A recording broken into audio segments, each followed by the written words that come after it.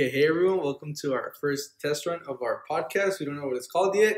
All we know is that it's about sports. We don't know if this will ever make it onto the internet, but if it does, welcome. And it's cool to have you guys along with the ride. I am Mario, here joined with CV and Michael Loya.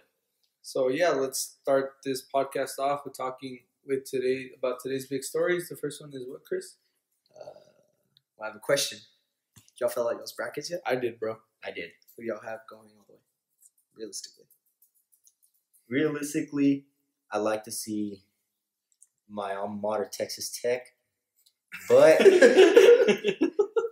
I really bitch. We're not gonna make it. By the way, we go to Texas Tech, and by the way, this is an unfiltered podcast. Just to show our bias, we do go to Tech, and we are gonna be super biased. We are be a little bit biased. No, we're gonna be really biased. You can hit us up on our Twitters. My Twitter's CEEB. Jared Colford, Naismith's Player of the Year.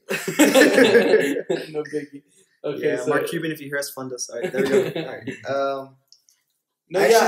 I did fill out the bracket, and I have well, it's because I would say Duke, but I don't think they're a good shooting team, and I've said this is the beginning. Yeah. Especially when we played them at MSU, we could have totally beat them.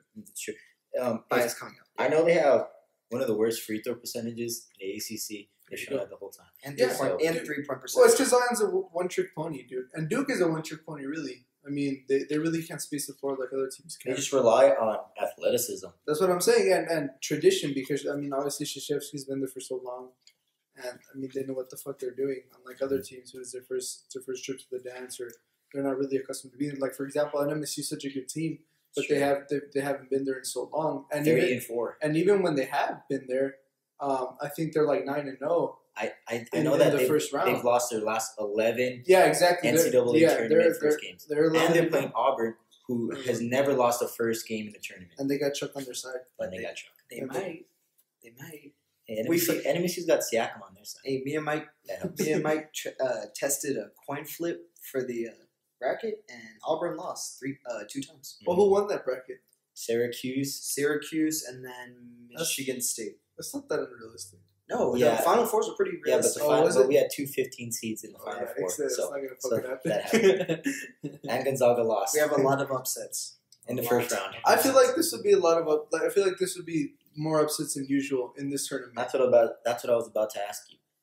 Upset NCAA tournament. The big one? First round. First round. There will be one. I'm looking at the Murray State Marquette matchup. John Morant, kid to score. Oh, you could take it to the bank. Murray State's going to beat Marquette. Murray State is definitely going to beat. You're that confident about it? I'm willing to put my next paycheck on. and if it helps, we did the coin flip twice. Murray State won both times. We all know that's fucking scientific right there. I mean, come on. I mean, it's foolproof. I do think that an upset, not in the first round, but an upset is that Duke will get knocked out. I feel like Elite Eight. I feel like with Duke, it's either they lose the first weekend or they go to the Final Four. It's because they're so interesting because, I mean, obviously they say that there's no better thing you can have on your side than experience. Mm-hmm. And while the whole team are really young, the one that does have experience is Krzyzewski. Yeah. I mean, the guy's been there so many fucking times. You would think that he knows how to coach a team to do good. He knows how the tournament works. He knows how to work with the ups and the downs. That's what I was talking to Chris about earlier. That's why the tournament is so enticing. It's a one-and-done game.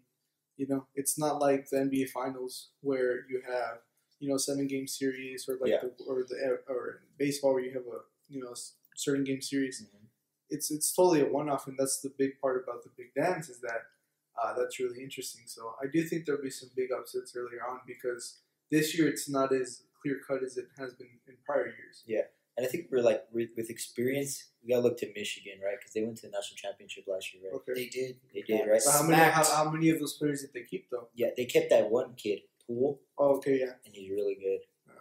Well, let me ask y'all this: out of the 4 number 1 seeds, who do y'all think is the weakest? Just to clarify, who are the number 1 Duke, seeds? Okay. Gonzaga, Virginia, and NC State. North Carolina, UNC. Oh, no, my bad. Who's the weakest out of those 4? Because last year we had an upset with Virginia. By and default, UMBC.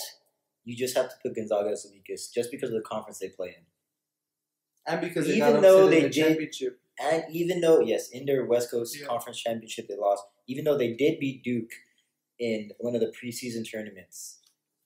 Okay, so you don't think you wouldn't put North Carolina in there because North Carolina, when they finally faced Zion, they lost. Well, they beat them twice. But without Zion. Both times. And the rest of the ACC, you can make the argument, with the exception of Syracuse, where I think North Carolina split the season series with. But that's what we were talking about. Okay, going back to your point about, you said that they beat him both times without Zion, right? Yep. That goes back to what I was bringing up earlier, is that Duke is such a one-trick pony, which is why some people would say that they're the weakest. Because, I mean, they lost. I mean, obviously he's a really integral part of the team, but they lost him for one game, and that was enough to basically derail the whole situation. Yeah. And, I mean, they're lucky that it wasn't any more serious, because I feel like if Zion blows out a knee or tears an Achilles during that injury, good thing that he didn't, their season wouldn't go as good as it has been over the last few weeks after he came back. Yeah, he is kind of like the engine that makes that whole team run. That's exactly what I'm saying. And we give Krzyzewski a lot of credit, but you can tell that this is one of the weakest teams that he's had in a long time. Well, I also wonder this, like, let's say if it wasn't Krzyzewski, another random coach, just a regular guy at a regular university, would it get the same recruits that Krzyzewski would get if they would still go as far as they would in the tournament, still be as good? You ever think about that? I think coaching is really important, though. I feel. Let's say like a school like UTEP, where they get all these, where they get the top 3 players in the country going into college next year, and they all went to UTEP. Would UTEP be a number 1 seed? I think so, because basketball is so contingent upon people having fun and how they feed off of each other. Whereas, like, because the game flows more than any other sport other than soccer, right? There's no real stoppages other than timeouts or anything like that. So I do feel that if you have a group of 5 guys and some sprinkles off the bench that can blend well, then you know it definitely helps out. Mike's disciplining his dog. But no, my thing, you go back to Zion's the engine of the team. You look back at last year's national champs, Villanova. They had 1, 2, 3 guys you could go to the ball with. This year they have R.J. Barrett, Zion Williamson, and Sam. I can't even think of the third guy. The third guy. Yeah. I know. Cam Reddish. There we go. He's so my point exactly. You forget about him. They were the top. They were in the top 10 of last year, and none of these guys have stepped up. I understand R.J. Barrett kind of stepped up when Zion was gone, but that team looked weak. But that's what I'm saying, though. Can coaching overcome talent? Because that's really what it's about for Duke. Yeah. Is that you need to get to a place where the talent is equal, if not surpasses the coaching. Because in the last 5 minutes of the game, you're in a dogfight with the team. Yeah. You can draw up the best plays that anyone's ever drew up. Coming out of timeouts, if you don't have that dog in you, to go out and perform, and you've never been there before, and you're playing in front of all of a sudden 60,000 people, and they're not your loving fans like you get in Krzyzewskiville, it's a completely different atmosphere to be in. And to be in a national spotlight at such a young age, the amount of pressure that takes on someone is huge. Yeah. It's huge. Not everyone can take that. You can look to Michigan, Fab Five, how they were all young, national championships, and they couldn't win it. They couldn't handle the pressure. And like you said, I'm sorry, but Chris Webber is a perfect example of that. In the most pressured situation that he's ever been in, he crumbled under it. And he didn't know what to do. He didn't know what to do. And that's what I'm saying about Duke. That's what I worry about them, is that this year's team looks very weak. And we can point to what Chris was saying earlier, where Zion was out for a long time, that it really showed that they have some vulnerabilities, especially on offense. You can look at Kansas State this year with Bruce Weber. That team was missing Dean Wade for a third of the season. They lost, 1 game during the stretch? That's what I'm saying. It's true. Okay. Another question here. Cinderella team. Not just, a UMBC one-off upset. An actual Cinderella team that with potential to go to a Sweet 16 and beyond. Okay, well, let's look at the first 4 in that just ended a few. I don't think any of those. You don't think the first 4 in? Arizona State? No, they don't have a real shot at upsetting a 1 seed. I think. Arizona State is going to. Well, they wouldn't play a 1 seed. They're going to play Buffalo. Okay. And if they were to beat Buffalo, they would play the winner of Northern Kentucky and Texas Tech. Which I don't. These are bias coming out here. But I don't see them beating us, though. No. I truly think our defense. I really don't. By the way, anyone who doesn't know who Chris Beard is, Come on, guys. You guys gotta with it. get on the wagon. And rumored, I hate this rumor, but it's rumored in a few years he's gonna be the next coach in Austin. I hate it. I'm not even gonna mention Shaka name. isn't that smart. Shaka's not smart enough. But you know what? If Chris Beard gets poached from us, that just shows how much of a special coach we have. Okay, now that we're talking about tech, I mean, since we're already on it, I mean, yeah, here comes the okay. I mean, we're 5 minutes in before we brought up tech. So We're obligated. This is the Texas Tech podcast. But we are students at Tech, and we have to talk. I mean, how often can you talk about your team? Exactly. Potentially making the Final Four, making a run. Yeah. And I do think that shout we out can make Keenan the Final Four. Shout out Keenan Evans. Shout out Zyrus. Shout out Keenan Evans' big toe. He's elite, guys. I do think that we can make the Final Four, but what worries me is certain games that we had this season where it was either we're winning by a lot or we lose by a lot. I look to the Iowa State game at home. I look to the Kansas State the Kansas game in the fall. Kansas. That was bad. I mean, we showed no fight in that game at all, man. I checked out that game after the first 7 minutes. First 7 minutes, nope. Deidrick Lawson. That's what I'm saying. But then we got him here in Lubbock, whooped them. It was a complete opposite story. That just shows how much the crowd has. But look, the tournament is neutral. Neutral as neutral as you can get, right? Yeah. But we have shown over the last 2 years, especially with that game at Madison Square Garden, that our fans do travel well. Yeah, and we have a favorable matchup just being in Oklahoma and Tulsa. Exactly. Tulsa. So against Northern Kentucky. Exactly. So that's what I'm saying. Who is not? We have a 93% chance to win. And I mean, last year we really had a chance to knock off a 1 seed in the lead and go to the Final Four. Yeah, we when really we started that game against Villanova, I know we were like on a we were in the game by like 10 to start the game off, and then we just I don't know. We were in that game to the last 5 minutes, and I can tell you, no other team in that tournament could say the same. Yeah, yeah, exactly. I mean, yeah, I feel like Villanova. That was their toughest game in the entire tournament. I feel like you're right because of our defense. We have length. Tougher than a national championship. I mean, this is gonna sound really cheesy, and everyone says this, but what other team other than us has as much heart as we do? I mean, you can see it in the guys that they're playing for something bigger than themselves. Because, for example, you see someone like Zion, and you know he's a player that you know for sure he's one and done. Even if he was to tear an Achilles or something, you know he would still get drafted. You know he's a top 5 player. So is his injury or not? Is his heart in it in winning a national a championship? Because how much does that mean to a player nowadays? Well, doesn't mean anything to a player. I feel like it is. I feel like it's the biggest thing you could do.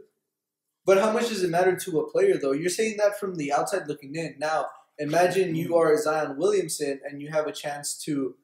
You're pretty much guaranteed to be a top 3 pick in this year's draft. He did say something. Do you care about it that much? He did say something along these lines when everybody was telling him, maybe you should sit out the season or whatever. That he said, that he wouldn't want to give up on his teammates. No, definitely. But also, I mean, these players are being conditioned from a very young age to say the right things so that it doesn't affect their draft stock. Because we know his mind is definitely on that. We know this kid for sure already has an agent. I mean, we know he is already talking to teams. As much as the league would like to say otherwise, we know what goes on. No doubt. The moment he committed to Duke, I guarantee you, at least 20 agents were lined up outside. They were looking at this kid out of high school. Oh, okay. So do you think they're out of high school he'd be a top 5 pick? Out of high school, if you could get drafted straight from high school, would he be a top 5 pick? Oh, 100%. Yeah, 100%. Yeah, 100%, man. Because you can't ignore the eye test, man. You know, the analytics say he's not a good shooter, and he's not. He's dead. No. And that he's a one-trick pony. But when you look at a guy his size whose body type rivals LeBron's, and I hate to say that because everyone says it, but whose body type really rivals LeBron's. Yeah, I know that if he were in the league right now, he'd be the second heaviest player. Mm-hmm. And what player that big has the same athleticism that this kid has? Yeah, exactly. So, that's what I'm saying, though. To a player like that, how much does winning a national championship really mean? So are Duke's players' minds really in it, is what I'm saying. Yeah, that might be another reason why they haven't won the ACC as much as they should. Exactly. I don't know if that's because the talent in the ACC is so tough. It's been increasing over the last it is. Years. But if you're getting the best kids every year, but that's what I'm saying. You're expected to win. Yeah, exactly. But that's what I'm saying, though. Do you, as a player, I'm not saying that every player is guilty of this, but do you give it your all, knowing that it would just be another footnote in your career in the NBA? I mean, who cares if you won a national championship? Well, let me tell you this. Duke's, when they're recruiting, their selling point is as a freshman, you're going to compete for a national championship. But another thing that they also preach is that you get Krzyzewski as a coach, which, by the way, has all the ins as much as any other coach in college basketball with NBA scouts and talent, because this dude is the dude that coaches the national team every single every Olympics. So you're promised a lot of things when you go to Duke, and not just Duke, but any other big school. Yeah, a selling point if you go to Duke is the name that comes with it, the brand. Exactly. I went to Duke, so now I'm going to be recruited by more people and looked at differently because I went to Duke. Exactly. It's like going to any big school. It's not just Duke. Yeah, no, exactly. Kentucky, Kansas, North Carolina, big schools like that all have that brand attached just because you went there. Yeah, exactly. And that's why every single one of those, every single big school, big basketball school, hangs on to the alumni that really made it big. For example, Texas, they really harp on Durant all the time. They always, we got Durant. And of course, you want to do that for recruiting and stuff like that. Miles Turner. But it paints an unrealistic picture for the students coming in. And that's what I'm saying. How many how many of the kids coming in actually care about winning a national championship? How many of them are thinking, of course I'm gonna go to Duke because it's Duke and because it puts me on a national spotlight every time you play. You're playing on ESPN. Every single one of your games is on ESPN. Obama's going to your games. Spike Lee's going to your games. Jay-Z's going to your games. Fans are paying $1,000+ dollars. That's what I'm saying. To see you. And I don't think that this team is equipped to handle that type of pressure. I really don't think so. Young. That's what I'm saying. They're young. Yeah. That's like, okay, we're the same age as these kids, right? They're younger than us. That's what I'm saying. Could you go in front of 50,000 people and perform like that in such high pressure? Not everyone can. Not everyone can. If I was 10 inches taller, swear to God. No, but so psychologically, what that does to someone our age, and everyone gets on them all. They don't go to class and stuff like that. But I mean, honestly, give these guys a break, man. Yeah. If it doesn't work out for them, what else do they have? Yeah, they're not getting a degree. That's what I'm saying. That's why you see these smaller schools in the tournament show up and beat these big schools because the kids stay 4 years. They stay 4 years because they say, we're going to build something. They learn how to play under the coach. Yeah, the fundamentals. They learn the system. And especially their senior year, they go balls to the wall. Fuck it, we're gonna ball. Loyola Chicago last year, they had those two seniors who had known each other since high school, all the way through college. And guess what? Final Four. And I hate to bring up Tech again, but last year having one of the best senior classes that's ever come through here. And like you said, it was like a point where you finally put it all together. You get the right coach. Yeah. You get the right people off the bench. You get the right freshmen. It's a great mix between experience and young talent. Exactly. And shout out Tubby Smith. And again, Duke, it's pretty much all young talent. Shout out Tubby Smith. The only experience they have is Krzyzewski. Yeah. But he is Krzyzewski, So okay. This is a short podcast. It's not very long, so we're going to have to go right now. Y'all's picks to win the national title this year. Mario, you first. Realistically. We all want to say Texas Tech. There's so many ways Texas Tech could win, but realistically, who do you see? No, Tech will make the Final Four, I think. But I think Gonzaga's probably going to win the national championship. I think Gonzaga's probably going to win the national championship. I really do. They've shown in the last, decade pretty much that they're, Gonzaga, new contenders. They've really come up in the basketball circuit in college sports. We'd have to lose to Gonzaga. That's what I'm saying. So yeah, we'd make the Elite Eight 2 years in a row, baby. There we go. We'll definitely get back to the Elite Eight. Yes, 100%.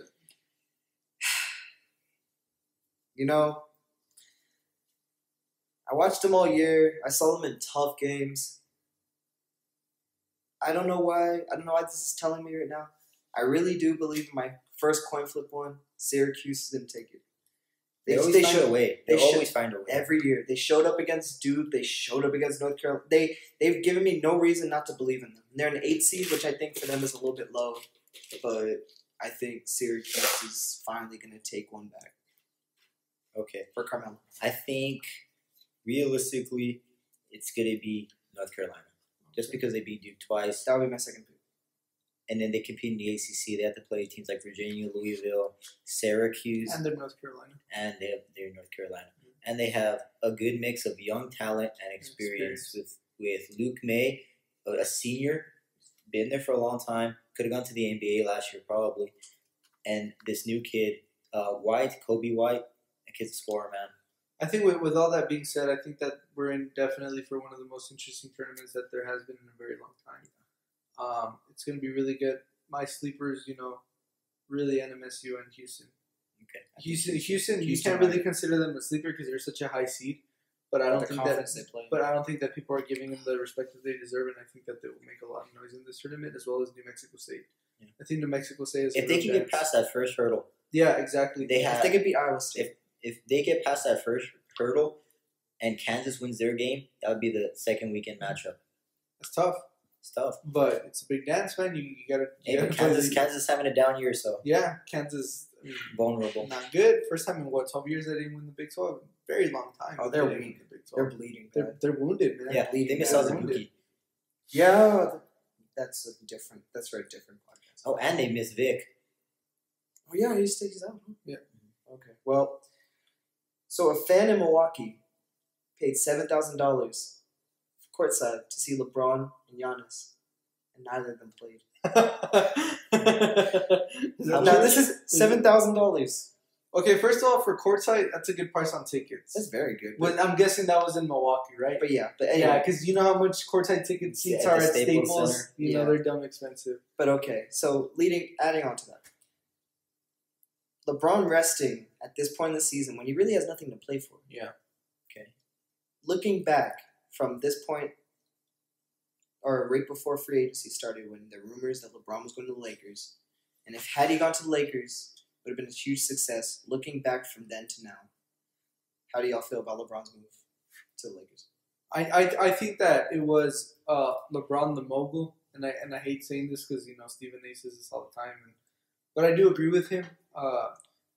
LeBron is doing it because he wants to be in LA. Obviously Cleveland isn't Showtime enough for LeBron. He's building his own brand. He's building a brand, which is why that he's doing the barbershop podcast or whatever. The HBO special. The HBO specials. He's doing songs with 2 Chainz. I mean, what is this guy doing there? He's going to do Space Jam. He's going to do Space Jam. I mean, they're 5 games off 8th place. And this guy's over here producing songs. Like, what's he doing? And I hate to bring this up again because it was so long ago, but I think something that really pointed at a crack in his intentions was what was happening with the whole Anthony Davis thing. Rather than take what he has and really build that talent up and really be a veteran, because we've seen that every time that LeBron has won a championship has been with players that he never really had to condition. It was with Dwayne Wade, who had already won a championship. It was with Chris Bosh, who was already a dog. It was with Kyle Korver coming off the bench and knocking down threes. It was with Michael Dellavedova having the experience of Ray Allen winning a championship with the Celtics. That's what I'm saying. And again, I hate to bring this point up, but if Ray Allen doesn't make that shot at the end of Game 6, do they ever win that championship? No. And they obviously don't. And greatest finals game ever. Sorry. And what he said also earlier this year about him being the GOAT. Again, when he said he felt when he said that he feels that he's the GOAT. Also, I mean, there's a certain level of humility that comes with being so good. That is just that is expected of someone. Because Jordan on the court would talk more shit than any other player, other than maybe Reggie Miller. But Larry Bird. But off the court, one of the most humble guys you'll ever meet. He never referred to himself in such manner. He never carried himself in such manner, maybe around the players. And I think this is also a cause of there not being social media back then, so we didn't really get to see how he was off the court. That's a good point. But there's certain players that back then even flaunted how good they were. An example of that is Shaq. I mean, before social media, Shaq was out there, dissing all these people, making rap songs. Oh, we see the videos now. Yeah, and then exactly. And they're coming out now because we can share them. Shaq was even in that movie Shazam. Yeah, exactly. What Jordan did, Space Jam. That's it. Like he did commercials, but that never impeded his ability to win on the court. Whereas LeBron, it feels like it's one or the other. It's either he's a mogul or he's a player, and he can handle doing it all. And I hate to say this, but it seems like he's very. I hate to say this, but he has a really weak mentality, which is why when playoff time comes around, he makes this big old announcement, I'm getting off social media, I can't take the hate, I'm getting off social, I need to focus. And it's like, dude, when did Kobe ever say, it's his ego. I'm getting off social media? It's his ego. When did, or like another example, we talk about this all the time, is in last year's finals, why do you come out with a cast on your right hand? Right after the game. Right after the game. Why do you do that? As if you need, as if... It was urgent to get it at that moment. Yes. Like, oh, hey, we got swept, but this is why. Yeah. Because I broke my hand. That's totally ridiculous. And it's one of those things where he didn't have to say anything so where you can see the point that he was trying to make. So I think LeBron is done winning championships unless something drastic happens. I think even if they do get Anthony Davis, it won't be enough to contend. And a big predecessor to that that really set the precedent in LA was the last time that LA had a big three, which was Kobe, Steve Nash, and Dwight Howard. And that's when all three players were considered to be a little past their primes, but they still got it. It was Kobe.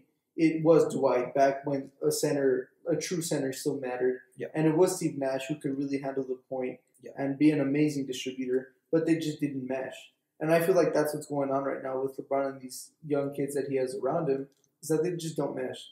They don't mesh, and they were hurt by them being, in so many trade talks. I know they're hurt. I know feelings come into play, but you're a professional player, man. Yeah, for sure. You have to understand it's a business. It's a business first. Yeah, for sure, 100%. But imagine being drafted by the LA Lakers, and that's all you know so far is LA, and then all of a sudden they're talking about moving you to New Orleans. Yeah, which is halfway across the country, and I can see how that can be pretty daunting. Out of the blue. Exactly. And when you're at the line and you're Lonzo Ball and you're shooting free throws and you hear echoes of "We want Davis" or you're getting traded while you're shooting a free throw in your own arena, I can't imagine how that feels. That must feel terrible. And it sucks that they went through it, and I do think that put a divot in their relationship. And they probably feel like, well, why me? Type mentality. Yeah, because they're young. They just came out of college. Am I not good enough to be on this team? And these kids are entitled. For sure they're entitled. Especially Lonzo. Especially Lonzo. And why haven't we heard anything from his dad? He's focused on LaMelo. Yeah, and it seems like he kind of gave up on Lonzo. LaMelo's going to be a star in New York one day. You just mark my words right now. But I don't think that long term this will work out for LeBron in terms of what I think he's done winning championships. I think his best days are behind him. I do think that ESPN will ride the hype train for as long as it lasts. Run him into the ground. And the thing is, because ESPN is obviously based on they're in the drama industry and they want the drama. It's Disney. Yeah, exactly. And what player gives you that other than LeBron?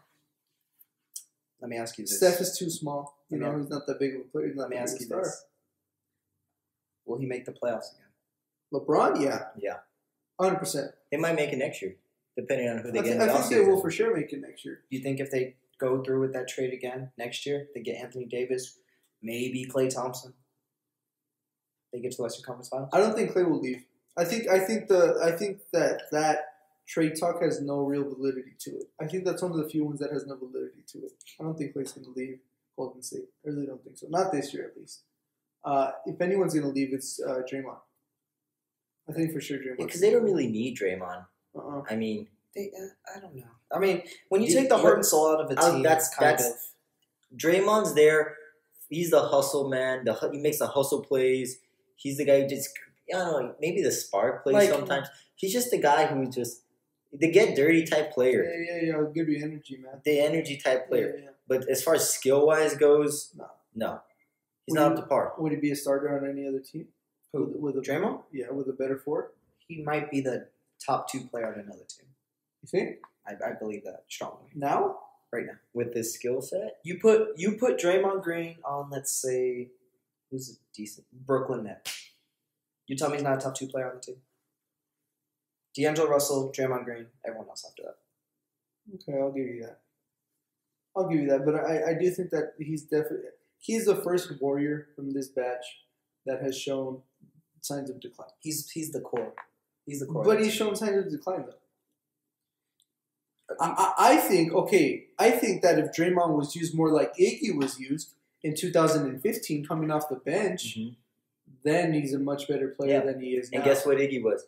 Finals MVP. Exactly. And he accepted that role after being a starter his whole life. Yeah. Put his ego aside, but can Draymond do that? We're talking about a guy who fought with his own player, with his own teammate, because he didn't want to give him the last shot. Yeah. And then look for an example where somebody couldn't put that aside. Carmelo Anthony. Exactly. And right? That's right. That's a pure. And it's sad, and it's unfortunate. Yeah. I love Carmelo.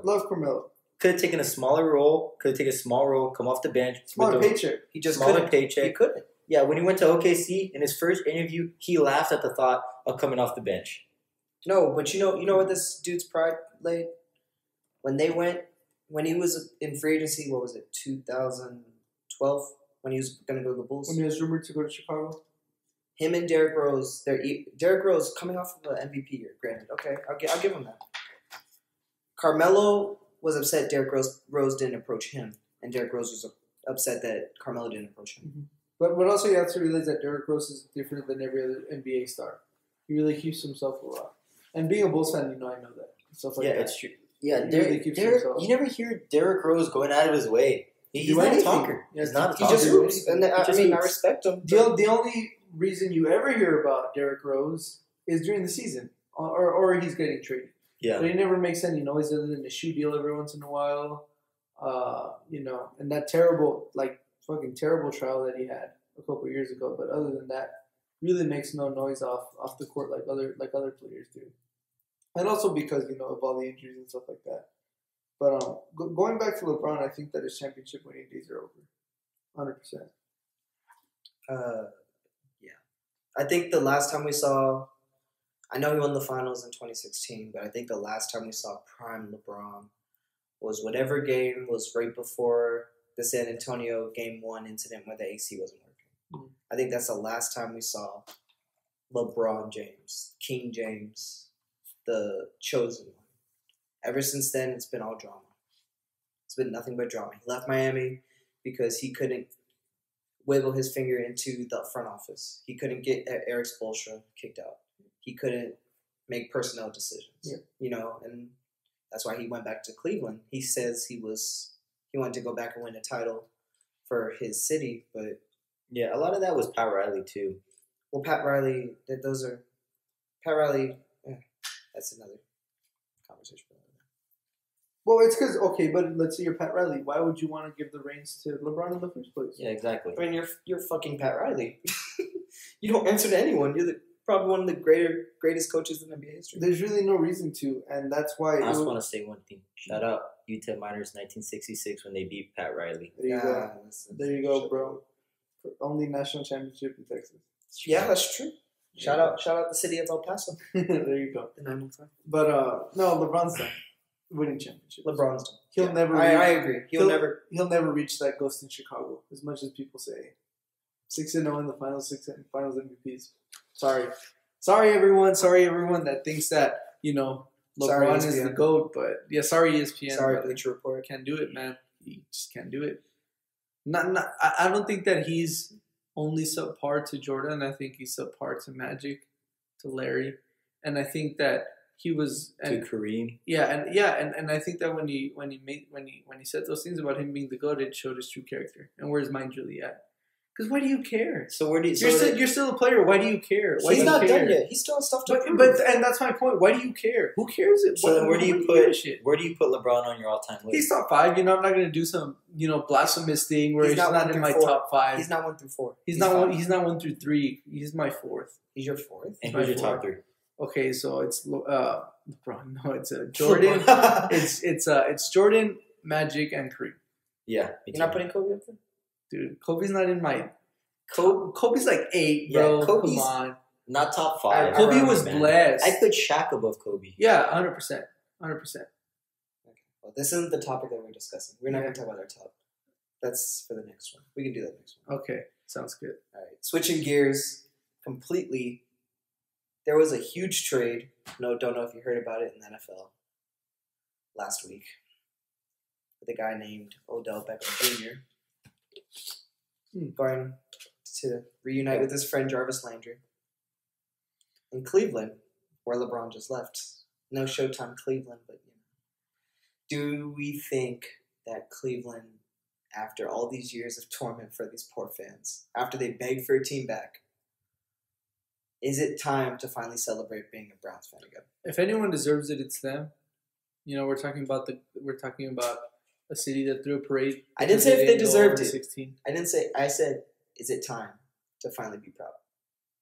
Yeah.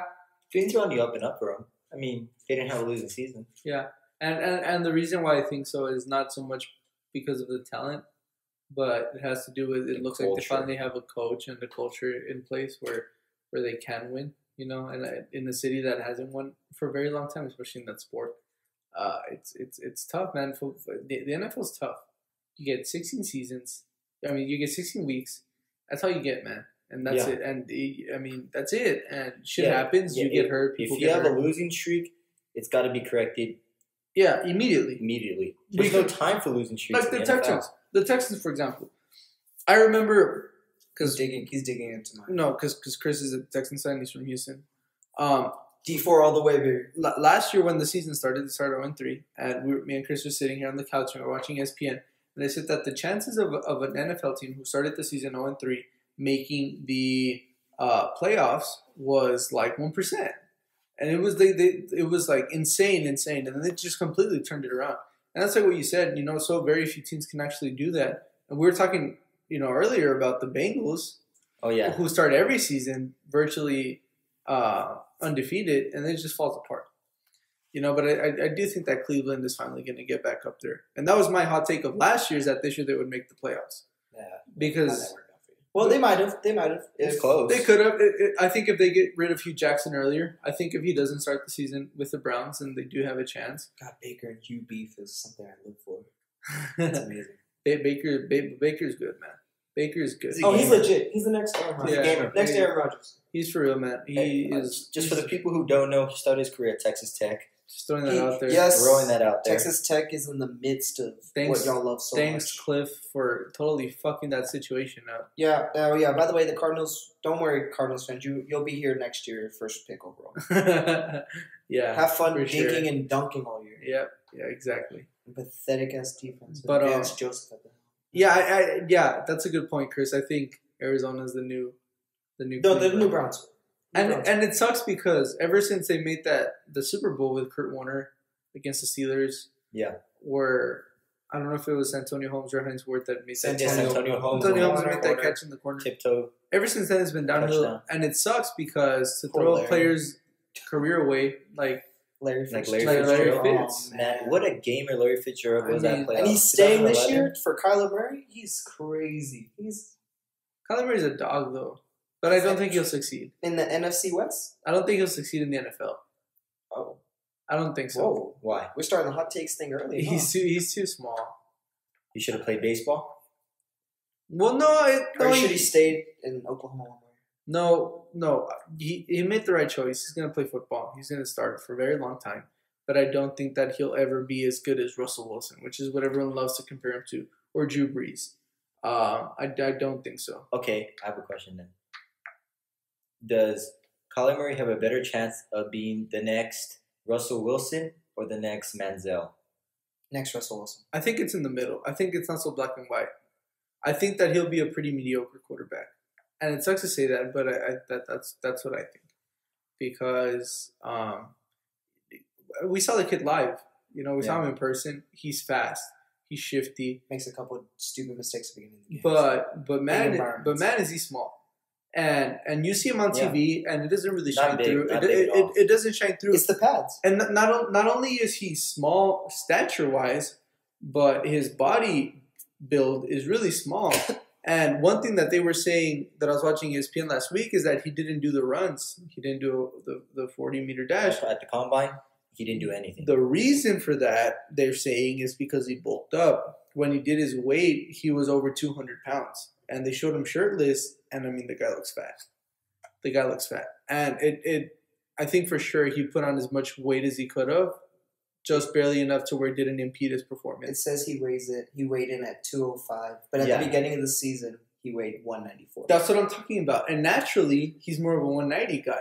And that's probably what he's going to play at in the NFL. Yeah, you got to find a balance between, like what your body type should be. Yeah. So he's a short stature, fast, shifty guy. So don't go and put on, 20 pounds of muscle because that's not who you are. Exactly. It's going to just, it's you're not helping yourself. Exactly. If you're going to be a fast guy, be a fast guy. Don't play to your strengths. Exactly. Don't go throw on all this muscle to slow you down. Whoever and impede what you're good at. Whoever does get him is obviously, if they're smart, going to run a lot of RPO. That should be. That's what the league is at. That should be the bread and butter of whoever it is that ends up with him, because he will thrive in that system. Because it's like exactly what they did at Oklahoma. And that's why Patrick Mahomes is doing so good in Kansas City, is because he had the coach who put the perfect system in place where he could succeed. And who coached Patrick Mahomes? It's Kingsbury. But that's not the There point. we go. The kid's a talent. The kid's a talent, man. He's got an all-time arm. The kid's a talent. He's got an all-time 80 yards? arm. Come on. He's got a Jay Cutler arm. Come on. I'm just going to say this. Kyler Murray, I wasn't a fan. When he was at A&M, that's all anyone in Houston could talk. In case y'all don't know, Houston's a big Aggie town. All they could talk about was Kyler Murray being the next Johnny Manziel. And when he came into College Station, he was expected to live up to those expectations. They benched Kenny Hill for him, and they threw him in. And he sucked it up against Mississippi State. And right after that game, he announced he was transferring. After that, I thought he was a joke. I thought he was done. And he went to Lincoln Riley, an OU, and revitalized his career. And I was still kind of skeptical of him up until the UT game. The first UT game, when he took over the game and scored, 21 unanswered points by himself? Now, I don't care how big or small you are. 21 points in a college game against a Division I school? He also plays in the Big 12, man. In the Big 12? He's playing in the Big 12. That's nothing to look away at. You can't scoff at that.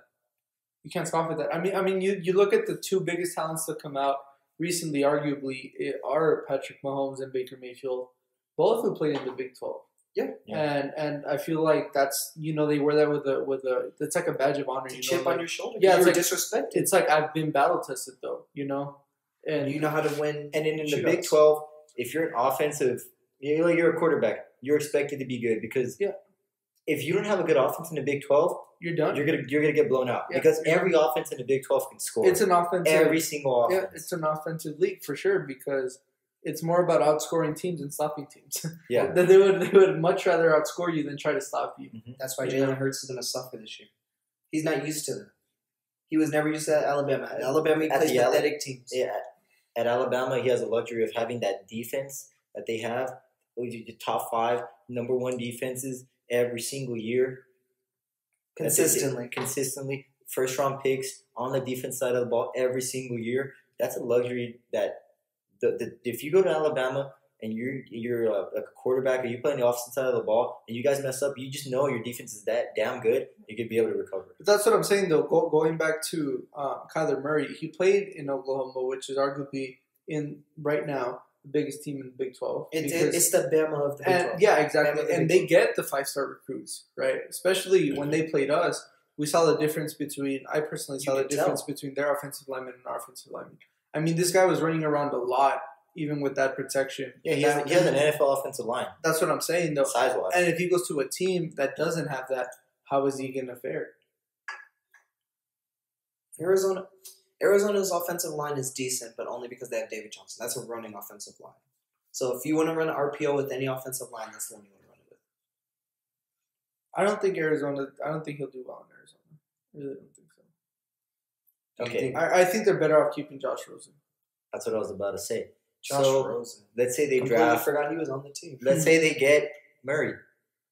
What do they do with Rosen? Where does Rosen go? Oh, you trade him for sure. Where does he go? Let's say they trade. They're gonna. Right now, let's say they made up their mind to drafting Murray. What did they do with Rosen? Okay, so the Jags already have a quarterback. Well, that was a huge mistake. I think if the Jags were smart, they would have traded for Rosen and then built around Rosen for a little bit. Does Rosen go to a team like Miami? No. Who just traded Tannehill? They got Ryan Fitzpatrick. Yeah, but Fitzpatrick's not a starter. No, but that's what I'm saying. He's a mentor. Does he go to a team like Miami, or does he go? That's a good point. Does he go to a team like New York, and New York doesn't draft Dwayne Haskins? No, because New York has stated that they're going to stick with Manning. I said they're okay with the. I think New York is delusional right now. But Manning, how long is Manning? Okay, but what are they going to give up to get him? They give away their biggest asset for pretty much for fucking free, pretty much.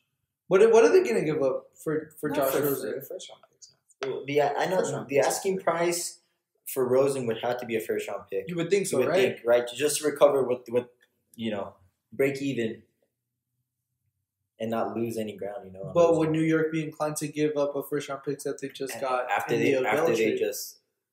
It's true. Let's say they do go for it. Okay, we're gonna give you a first round pick for Rosen, and then they just traded away their biggest target. Okay. Yeah, so they just traded away their biggest target. So who's the kid going to throw to? Golden Tate? Sterling Shepard, man. He's really good. That's their offense. Evan Ingram? He played pretty well toward that. But do you think it's scary, the thought of Rosen and Saquon? No. That's a young core. I'd be on board. If I'm a Giants fan, I'm happy with that. But I'm not scared. How good is Rosen really? Yeah. How good is he? Dysfunction in New York, I don't think he would work there. I don't think that pretty much any quarterback has a real chance at succeeding in New York right now. I don't know what New York is. I just don't get what New York is doing right now. They're not clearly rebuilding. They don't have a veteran team that can win it all. How good is their defense? Yeah, they lost Landon Collins. It's really not. Being a Cowboys fan, they're just. I'm not even scared. Not even a little bit. The Redskins worried me last year because of Alex Smith. Yeah. Definitely in the team that they had. And I do think that if Alex Smith doesn't go down, that they do win the NFC East. So, since you brought up the Redskins. Okay. Yes. Let me. Yeah, I was thinking this too. If you're thinking what I'm thinking. Yeah. Case Keenum, a storied quarterback that bounces from team to team. Including the Rams, who now have Jared Goff as a star. In case you can't see me. I'm putting quotes up. Star quarterback. He's a dog. He's fine.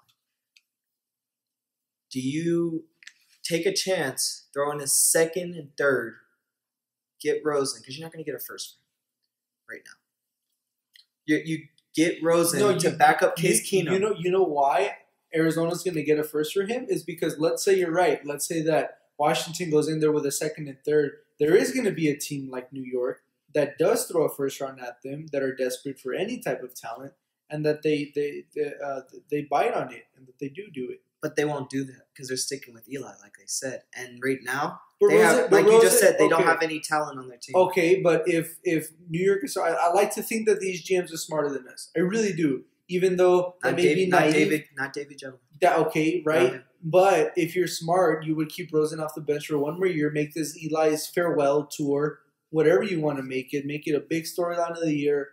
That could even hold the Giants fans off for one more year, is to reminisce in the old times, the old greatness of Eli Manning. They're pretty brutal, man. I know they're brutal, but that's what I'm saying, though. I think it would be enough to hold them off because they have so much love for Eli. It's like for me being a Cowboy fan, right? I didn't know that Romo's last year was his last year. No. But if that would have been portrayed as his last year, it would have been a different type of emotion that you feel for the guy. Even if he makes mistakes that last year, you wouldn't be so critical of him. Or I personally wouldn't, just because of what he means to the team. Eli, as bad as he has been the last, 5-6 years, that dude won 2 championships with New York. He brought 2 championships against Tom Brady. Against Tom Brady, dude. That means a lot to the city of New York. And if they can package that and sell it to the fans as a farewell tour, and we also, by the way, have Rosen as his understudy, what more do you want? What more do you want? So I do think that the price for him is for sure a first-round pick because you get Washington, like you brought up, to throw a second and a third, 2 seconds and a third, whatever it may be. As long as there's not a first pick in the conversation, any team that has a good first-round pick can throw it at Arizona, and they will 100% take it. I see where you're coming from, but hear me out on this. Giants fans over the last 4 years have had Odell Beckham Jr., Landon Collins, Damon Snacks Harrison, who they traded away to Detroit. you've had a team that you could look at the beginning of the season every year, and everyone, and ESPN definitely did, to say, hey, they're going to win the division this year, and they're going to go to the NFC Championship and compete. And one of those years they made the playoffs. 1 out of the 4 years they made the playoffs. You know what was the biggest mistake for the Giants in the last 2 years? Has been McAdoo. That was the worst thing that the Giants have ever done in life. Well, they were trying. Since I've been watching the Giants, because the Giants have been at least relevant since I've been alive, especially in the NFC East. You know, and they compete for an NFC East championship every year. They've been at least relevant every year. So Ben McAdoo was for sure the worst thing that they've ever done, and ever since then it's been downhill. And everyone knew this guy was like, I mean, just look at the guy. He looks like a total goof. I mean, come on. Well, adding on to my point, these fans have been teased over the last 4 years of a playoff run. And now all of a sudden, like you said, they're going to turn around, they're going to trade away their best player unarguably and say, hey, you know what? We might not make the playoffs this year, but let's look back at the glory days with Eli. This is another thing, too. It always sounds great in theory that we're going to have a good quarterback, or was good quarterback, I guess, Eli Manning. Somebody who has a lot of experience to groom an understudy guy, right? That's always the idea, like Favre with Rodgers, right? Smith with Mahomes. Okay, yeah, players like that, right? But it always comes up to a point midway through the season, your team's not winning, you need a spark, and what do? Inject that guy who's not ready to play, who should have just waited, and yet they're forcing him into a role that he shouldn't be in. That's what I'm saying, though. You have to be smarter as a coach. You have to be smarter. You have to be. That always happens. It's because with these new quarterbacks coming out of college, it's like, okay, we're drafting you, and we want you to win right now, right this second. There's no time. And that rarely happens. There's no time. Yeah. With these new guys, there's no time to learn. It's just, hey, we need you right now. That's how the NFL is now. That's how the NFL is. It's a win-now league. Yeah. And if you can't make it within the first two, look at Manziel. 2 years, out of the league. He started for some reason the third year because it was McCown that got hurt at the beginning, but he was not supposed to start. He wasn't going to start. And then after halfway through the season, they let him go. I think the best situation for Rosen would be that. I think that was a theory for him in Arizona this year. Have Sam Bradford play the season, Rosen learn. Okay, but it's Bradford. Yeah, but Bradford's it's not like he's a... Sam Bradford is the greatest criminal in the NFL. Beside Jamarcus Russell. This man has played a total of 8 games in the last 4 years. And how much money has he made? Yeah. Like a lot of money. But I mean, coming out of college, he won Heisman. That means anything. It really doesn't. The Heisman Trophy now, Lamar Jackson won. Lamar Jackson, in my mind, I never liked Lamar Jackson. I didn't think he deserved the Heisman. I really do think Baker should have won it. That's another player that's, in my opinion, isn't going to succeed. No, the way he plays. They're putting all their chips in on him. They're fucking going for it. They traded Flacco. They're fucking going for it in Baltimore. I mean, Harbaugh probably has 2 years left. Well, they extended his contract, but 2 good years. Who knows, man? Now that the Browns are good, maybe I'm wrong, and Lamar Jackson is the real deal. The next is it. I mean, he's a running back playing quarterback, right? He's a running back with an arm, right? That's what I'm saying, right? Isn't he? That's what I'm saying, dude. And that's been proven to not work in this league. And yet, like I said, I like to think that these GMs are smarter than us. But look at the writing on the fucking wall, man. Like, when has that ever worked before? When? I mean, everybody wants to hail Lamar Jackson as the next Michael Vick. But just look at the difference in size on the guys, man. Vic used to jump off the screen, man. When Vic was in Atlanta, I mean, talk about elusive. You should go back even further. Vic at West Virginia, Virginia Tech. Guy's a dog. He's a dog. He's an animal. Yeah. Nobody, you couldn't stop Michael Vick. Yeah. So, yeah, that comparison for me has no ground whatsoever. At all. But, it's just wherever Rosen goes, I don't think he will succeed. I don't think so. Unless he understudies someone. Rosen's a very good quarterback, but he has an ego. And the dude's tiny. That whole ego thing. He doesn't even look like that draft. Right before the draft, he said, 10 years from now, you will look back and say that I was the best quarterback in the draft. And the moment I saw Not that, the confidence. well, I respect confidence in the quarterback. Can't knock it, but he's delusional.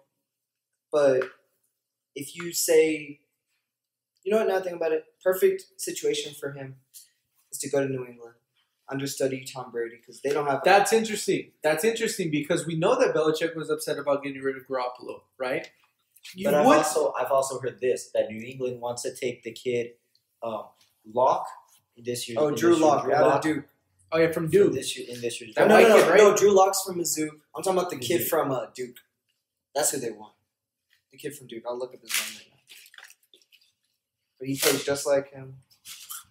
That's interesting that you bring up New England. Daniel Jones. Remember that name. New England is interesting because we know that Belichick was upset about getting rid of Garoppolo for basically nothing. He really liked him. He thought that he was a coachable player that he could groom. And Kraft totally caved in and pretty much gave him away for nothing, betting all his chips on Brady in his last 4 years. Garoppolo is. After this year, it's kind of underwhelming. I do. What do you think it is? He's a dog, man. Who? Is the Niners? Garoppolo? Him and Mike Shanahan, do you think they can... I'm putting money on it right now. Garoppolo will be in an NFC Championship game in the next 3 years. Do you think he'll have more Super Bowls than, let's say, Baker Mayfield? Oh, that's hard, right? No. That's a hard question, right? You mean at the end of their career? If the twilight of their career, they're still playing, who's the better quarterback? Because they're around the same age. Mind you, Baker's was a fifth-year senior. I like Garoppolo. I like him. I do think that his ACL tear was his fault. Yeah, he didn't go out of bounds, and he kind of asked for that. You have to know as a player, and that comes with experience. Which he clearly doesn't have yet. But he's a dog. I think that he'll be a very special I just like the players Baker's surrounded with more than Garoppolo. Who's their weapons? Kittle. That's a fair point, man. That's why I said 3 years. That's why I said 3 years. I do think Shanahan's a good coach. They trade away their running back. Their starting quarterback. Their starting running back. They trade away. But that means they're going for someone in the draft. In the long run, I like San Francisco. In the long run, I really do like them. And they totally got stiffed over with the whole Kaepernick thing. Because Kaepernick went to a Super Bowl and he went to an NFC Championship. That set them back a lot. But the Jim Harbaugh leaving from Michigan. That's what. They just couldn't take his fire. It was too much for him. He was something that they'd never seen. Harbaugh in San Francisco. He just works better in college.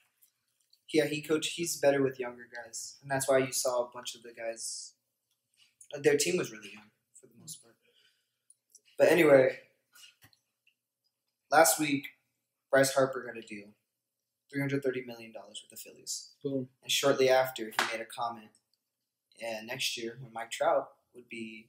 a restricted free agent. Right? Yeah, he was going to pursue him hard. And yesterday, we learned that Trout got $480 million. $430 million. The biggest extension in sports history. Yes. Yeah, not just baseball, sports. And when they asked Harper about it, there's no envy there. So he says he has more money than he knows what to do with anyway. Oh, he said that? He did say that. He said that today.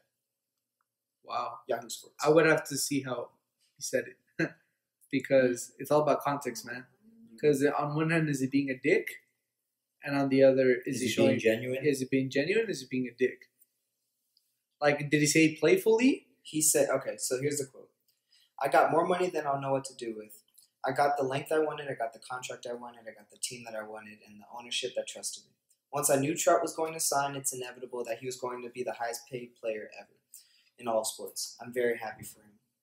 He's very deserving. There's a mutual respect for each other. I feel like there is. There should be. There's no hate. I mean, it's not like why would there be? Wait, there's no such beef. Yeah, there's no beef between them. So, in the broader context, do you think Mike Trout, money aside, did Mike Trout make a smart decision signing with the Angels, who haven't been able to really... It's so black and white. It's not so black and white. Like, you can't just say money aside because obviously money played a big part in it. I've seen these past year alone, you've seen that MLB players care a lot more about the money than about winning. And it's such a different sport from any other because I feel like, the common quote is everything's great when you're winning. Yeah. But I'm sure everything can be great if you're losing, but you're guaranteed $400 million fucking dollars. I'm sure that's also pretty great if you do that. Is that shade to Machado? Yeah, that's 100% shade to Machado. Why would he go to the Padres, man? Well, when he had a great situation in LA, when you have a team that's ready to win now in New York, when he could have, any other team that has a chance to win, and you start questioning the love of the game of these players, man. They love the money more than the game. The thing with him going to San Diego is that San Diego has the #1 farm system. Yeah. In all of Major League Baseball, yeah. They have like the top prospects, right? And we see them in El Paso playing AAA every single week, right? These kids are gamers. It's just all about the development of the younger guys who come into the system. So like if you have like hidden gems like the Astros with Alex Bregman, could they make a run? Is what you're saying? In a couple years, could these guys develop into the next Alex Bregman, the next big name stars, Aaron Judge, guys like that who just come up through the farm system. Who you really never hear of. You never making hear of, noise in the draft, and then all of a sudden they burst onto the scene. Yep. Right. That's a good. That's what Machado's trying to hit on. Okay, yeah, for sure. But what history does San Diego show of that? None. They really don't show any signs of that. And in a sport that is so dependent on history, like baseball, which is arguably the sport that is most dependent on history than any other sport in the world. It's a nostalgic sport, right? And we look to history and we look at the way that teams are doing it now, like the Red Sox, who rely solely on analytics. They look for the best matchup. They look for who hits better against lefties at what point of the game and stuff like that. Yeah. Where you look at San Diego, who, like you alluded to earlier, is doing it a very different way.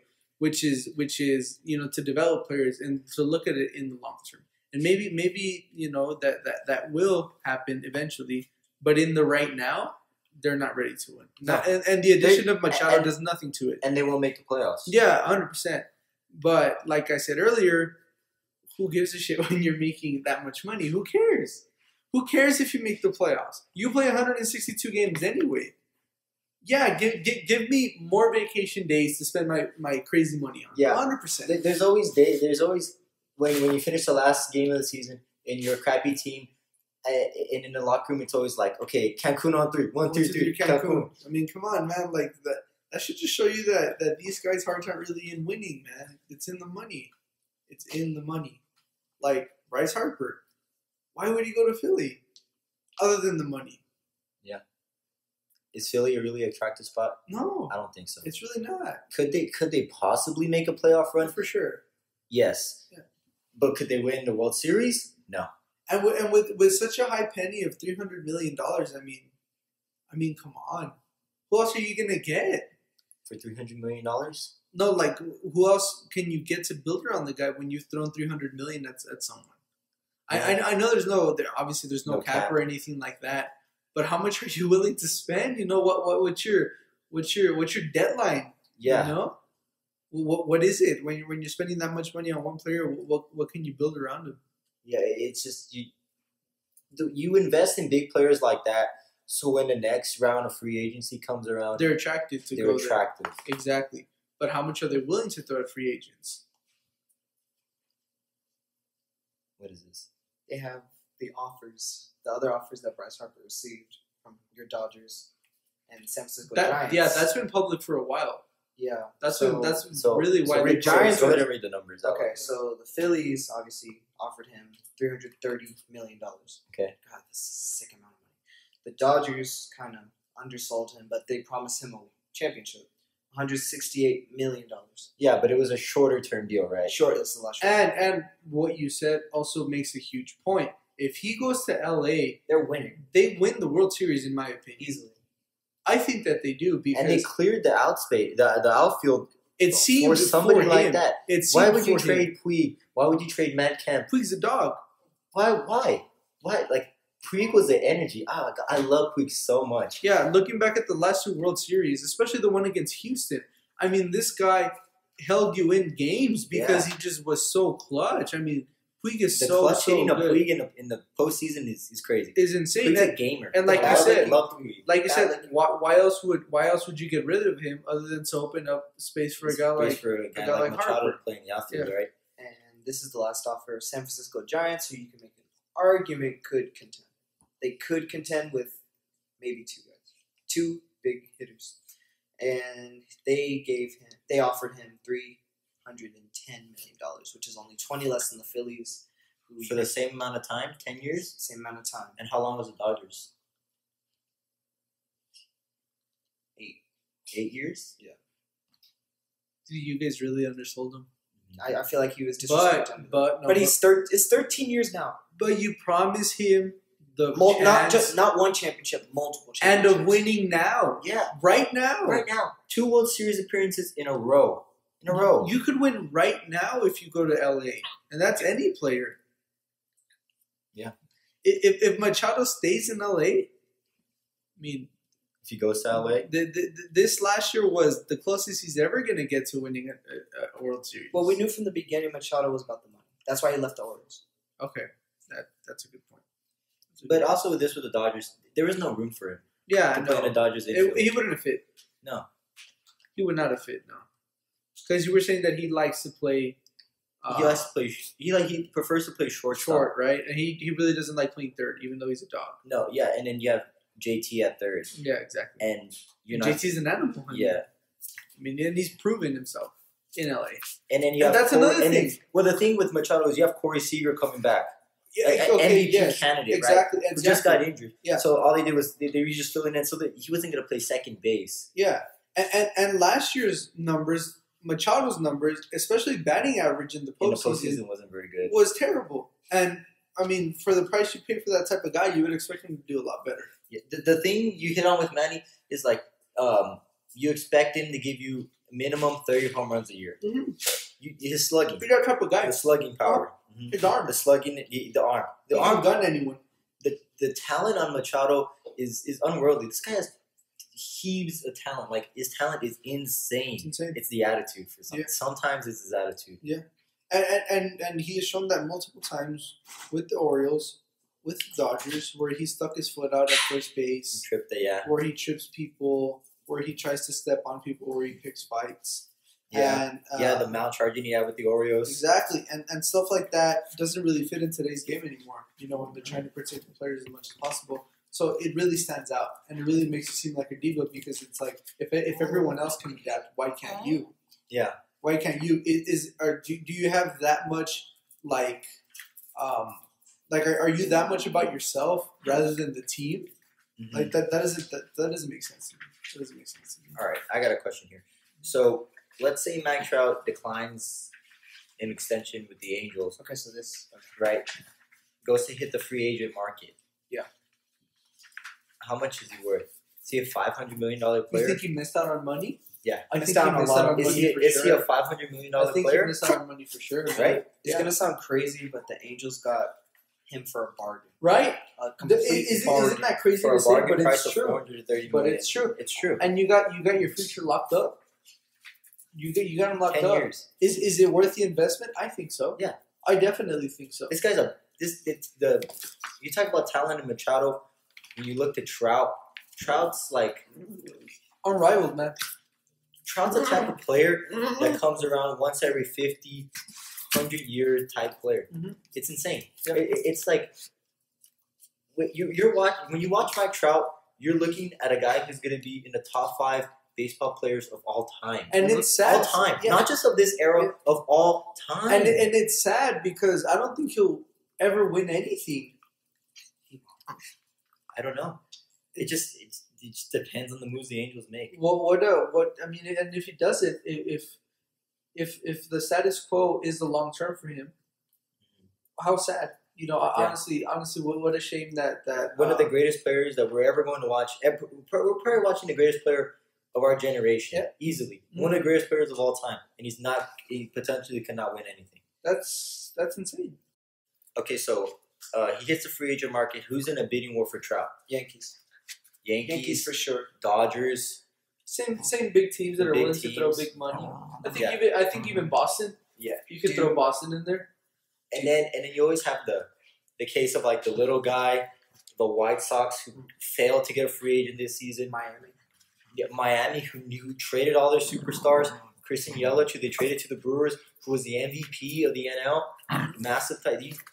You always have those teams in those small markets who are trying to build their brand. So they go out and sign a monster deal with a guy like that, like San Diego. Even Atlanta. Monster deal. Atlanta Atlanta is a would team be on the rise. Yeah, rise. Atlanta has a lot going for him. A lot. And a new stadium, core of young, amazing players. Great fan base. The Rangers would be in it. Rangers who are going to have a new Brand stadium. new stadium. It's half mall. It's insane, man. I've seen it firsthand. That thing is insane. If you guys haven't checked it out, check it out. It's actually revolutionary. Insane. Yeah, the thing that what they're building in Arlington for the Rangers is insane.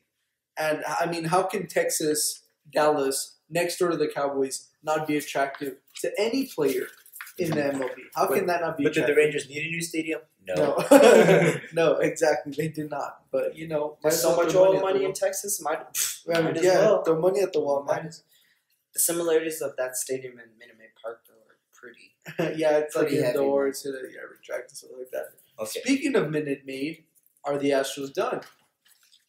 Well, they just re-signed Alex Bregman to 6 years, $100 million, which was a huge problem. After, it's because they had contract disputes. He was up for a new contract. So throwing shade on Twitter. Yeah, they were negotiating this whole offseason. They couldn't get a deal done. So originally they just had signed him to an extension for like under $1 million, $500,000 around there. And he was really upset about that because he was just like, things I've done for this team. So they finally reached a deal, $100 million, got that resolved. But like you said, are their days behind? I was a fan of the Astros when they were getting their ass kicked by at losing 100 games a year. 100 easily. I remember one game in particular. It was the year that the Angels were supposed to go to. I think it was 2013. Whatever year after they had just signed Pujols. Yeah, they just got Pujols. I remember that. And I remember Astros fans were pissed because he was like rumored to come to Houston. So every time he came in, there was a raining of boos from the rafters all the way down. And at that time, we only had Altuve. And the heart of the team was there then. So, my biased opinion, being an Astros fan, I don't think our days are behind us, but I think our championship window is dwindling to within this year and maybe next year. Is Verlander the same pitcher that he was before? No. You got to keep in mind, these players are getting old. No, he's not the same pitcher. Altuve is getting old. Altuve is getting old. He's getting up there. And we saw what happened last postseason, which I think really affected the Astros and was a huge Achilles heel for him. And the injury of Altuve. Altuve, he only was hit. DH. That was it. And when you lose such an important piece like your star second baseman, who can absolutely steal bases basically at will. Yeah. And you can't have the guy run out there. No. You can't have the guy play second base because he's not hurt. The same threat on the base paths. Yeah. As in the post, he wasn't the same threat. Yeah, exactly. People weren't scared of him. Exactly. As they usually are. Exactly. And that was huge for them. And is Altuve going to start showing signs of decline? Was this the first sign of decline? This was the first sign of decline because I think up until this point, Altuve had missed 12 games over the last 4 years. Something ridiculous, really like durable. Durable guy. He was the Iron Man of our team, and after the postseason last year, you have Houston fans. And I remember hearing this when I was there, talking about we have to eventually field for his replacement. Yeah, no, you have to. If you're smart, you have to. You have to, 100%. Because then you have to think about his contract, and then you have to think about Correa's. Correa's going to want some more money in the future. George Springer. I think out of anyone, we'd let George Springer walk because we almost let him walk last time. Well, Springer was the MVP of the World Series when they beat the Dodgers. He's a gamer. Dog. But like you said, analytics and matchups. That's just what Springer brings to the table against the Dodgers at least. What about Uriasky Gurriel? Guy's a dog as well, man. Yeah, I think he's a less important piece, though. But Gurriel is old. he was like a 29-year-old rookie. He's a less important. We let Marwin Gonzalez walk. That's true. Gonzalez he's a less point. super utility. Yeah. I know Great Gonzalez this past season, played every position but pitcher and catcher for the Astros. It's insane, man. Super utility. That's insane. But we let him walk. Why? Money. You gotta think about it. You gotta think about long term. And that's what I like about this regime in Houston. They're not thinking short term. They're not trying to win now because we already won. So we already have that chip up on the. We have the pennant up. There's no rush for us anymore. Exactly. We already have that off our shoulders. I agree with that. Especially because, the last time that you guys had been to the World Series, getting swept left a really sour taste. And that's the only, horrible. Yeah, and then that's the only taste of a World Series that Houston never had, and getting swept, I'm sure. It was 10 years. So terrible. 10 years till we got back. Exactly. And like you said, do you hit a reset button after you win it? Does the city calm down, especially having other sports to focus on, like the Texans, who are going to be extremely interesting going forward, like the Rockets, who are potentially contenders now, and so does the city, does the ownership of the Astros feel like, okay, we have some breathing room, we can go ahead and rebuild. There's a lot of breathing room. Right? Because up until that point, that's the feeling I'm getting. Up until that point, it was Yeah. win now. Exactly. And we faltered because of it. Exactly. And even this past postseason, going up against the Red Sox, you knew it wasn't going to end. The Red Sox against anybody. That's where I was going to switch to right now. Do the Red Sox repeat as World Series champions? I think the Cubs could get back there. Or I really do think does a team like the Yankees? I think the Yankees have a shot. Take over They're the the king of the American AL? League? I think the Yankees have a shot. I think the Yankees have a real shot. They weren't healthy last year. Remember that. I mean, Aaron Judge is phenomenal. They're outfield. You have Giancarlo Stanton. Do you think? Well. You have Didi Gregorius. Do you think Aaron Judge's contracts will surpass Bryce Harper's or Mike Trout's? No. Just because they're the Yankees and they want him to stay? Okay, but I was also going to bring that point up. Also, should teams in the MLB that aren't as high market, that don't have the money, be scared that these players are going to start demanding more and more? And even because there is no cap, thank God, in baseball, these teams already felt like they didn't have a chance. That's why teams like the Mariners never make it far. That's why, certain teams never really, small markets, Oakland, the A's, they had that 1 year, but other than that, they really never made it far. It's because there's just no money in it. They don't have a big investor. The Dodgers have Magic Johnson. The Yankees are a historic franchise, like the Red Sox. There's money there. Should other teams that don't have the money be scared that these players are going to start demanding more and more and more money? Yes. And the reason is because the talent likes it. If you have a worldly talent, the big teams are going to try and outbid you. So you're pretty much bidding against yourself as a small team. Mm-hmm. You're bidding against them. I mean, if you're a big team, the money's not a problem. But for the small teams, it's just so hard to compete. Mm-hmm. And like for example, Cleveland a couple years ago. Yeah. Cleveland is not a big team. They're not a big market team. No. They were doing it on homegrown talent. Yeah. Players that have been through the system, been with the Indians for a very long time, and they got far on it. Good trades. Exactly. The trade very smart. Of Miller from the Yankees. Yeah, very, very smart. And things like that where you don't really have any big name players, but you have just what you need to get there. Obviously, they fell short. They didn't win it. But it does show you that teams can do it. It's just it takes more time. The Cubs did it. Yeah, exactly, and it does take more time. It does take more time, and we saw, like, for example, the movie Moneyball that depicts what the Oakland Billy A's Bean. Yeah, and they depict analytics and how that completely revolutionized the sport. The genie's out of the bottle now. Everyone knows about analytics, and it's so readily available now. I can look up any stat on my phone right now, and it would pop up. And every GM ever has that. So it is harder to build, off homegrown talent. It really is. And I feel like now more than ever, when the players hit the free agent market, they're in control. Yeah, for sure. Right? Players have a voice now, which hasn't been the case the last. 100%. I mean, for God's sake, the MLB, the show, the game, based their cover and their ad campaign around the decision of Bryce Harper. Yeah. Which just shows you how much control that they have. When the player's on the free agent market. Yeah, where you really dictate your own future, and we're talking, but we also have to mention that we're talking about players that have proven themselves. Though. You know, not everyone has the same luxuries. And that's not just in baseball. That's in football. That's in basketball. That's in... If you're good enough, you can go wherever you want. Pretty much, you can manipulate it to go wherever you want. Especially with social media. Like Antonio Brown. Antonio Brown was a signature away from going to the Bills. He said, fuck that, I'm not going there. Ends up with the Raiders. Yeah. That's what I'm talking about. That's what he wanted to be to begin with. That's what he said. Stuff like that, you know? And so, but that's what I'm saying, though. And how bad is that going to be for small market teams?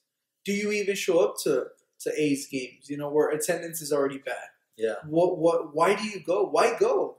Why go? That's why they're trying to build a new stadium, right? Yeah, they might move the team. Yeah, well, they're trying to incentivize people to go, but if you don't have that, if you're in a city that can offer you that, why go? Why go to a White Sox game? Yeah, why? When you have the Cubs in North Chicago. That's what I'm saying, and there's really no reason to, like for example, like the Rays. Why? You know? So, teams like that. And the Rays don't help themselves because their stadium is one of the ugliest. Yeah, that's what I'm saying. It's literally the ugliest stadium in the major leagues. That's why Milwaukee made it.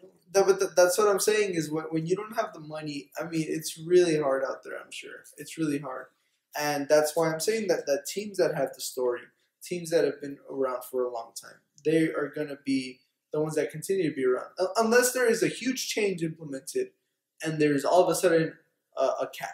Which will never happen in baseball. No. By the way, the sports there's too much money in that sport. It will never ever happen. By the way, unless something drastic like that changes, pretty much the same teams are going to stay on top. Yeah, and that is detrimental to a sport, especially now where you see more than ever that ratings are becoming an issue for the front office of the league. You know, and they do want to bring in a pitch clock. They do want to make the game shorter so that more people watch. They do want to drive up attendance. So would they look at something like what FIFA does? For example, like in soccer, there is no cap room, but they have something called financial fair play, which is not really a cap, but it's like certain rules that you have to follow that ensures that everyone pretty much gets an even crack at a certain player. Yeah. It's pretty much like an incentive to not throw all your money at some player, you know. So it incentivizes competition pretty much. You know, would baseball implement something like that? No. Because we do see that they will have to change eventually to bring in more ratings. And baseball is one of those sports that does not change. And they don't care. Yeah, because the sport itself, the shield is bigger than any player, is bigger than any fan. Is bigger than anything else. It's way bigger, man. It's way bigger.